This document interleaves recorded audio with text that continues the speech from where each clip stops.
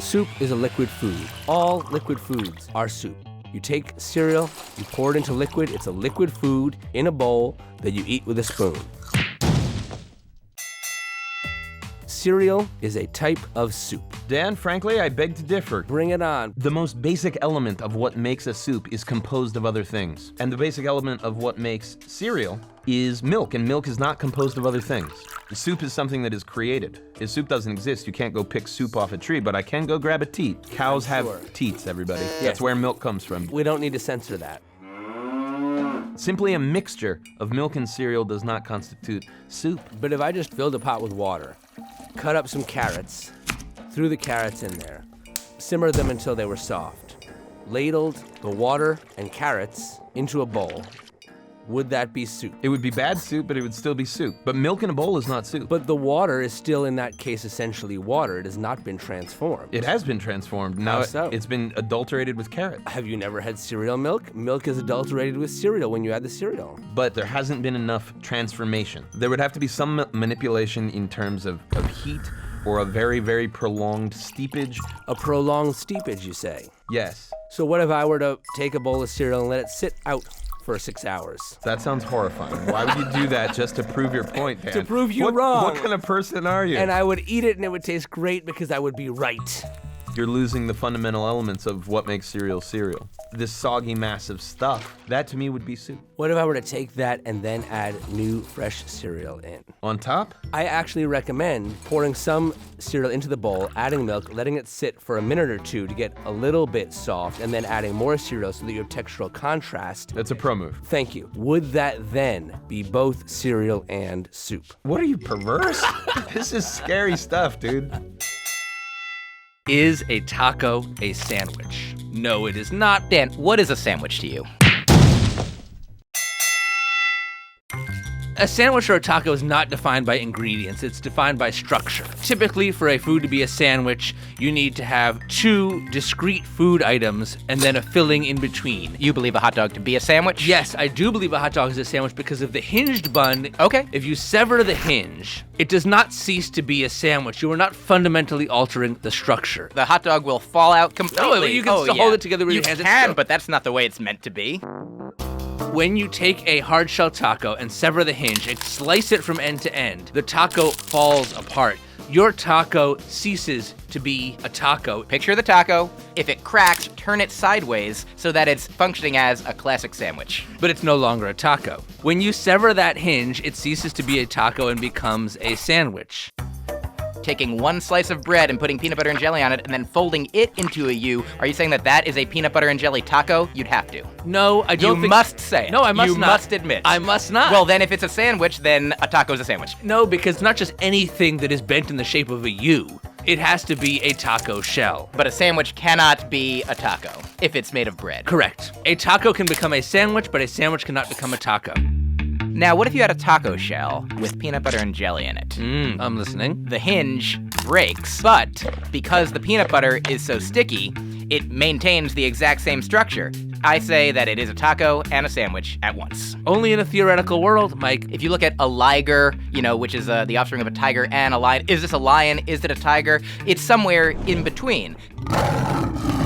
So you're saying that it's a gray area. As with a liger and a centaur. Ligers are real. Tiger and a lion have a baby. It is a liger. It's a real animal. What if a human and a horse have a baby? Is it a centaur? Nope. Ligers exist, therefore a taco is a sandwich. Well, that's never gonna fly on the internet, Mike. I have to try.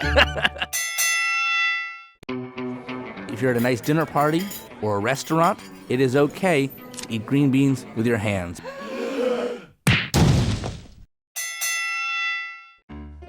I think that foods that are shaped like sticks, you can grab it while touching it very little. If it's okay to eat French fries with your hands, then it should be okay to eat green beans with your hands. You think it's their shape and their resemblance to French fries that makes it so that they're just like green French fries to you? It seems to me that the rule about when to use silverware and when not to use silverware should essentially be about, how messy is the food, because that's basically why silverware was invented. There was a caveman or a cave woman, and they were saying, "We're a mess."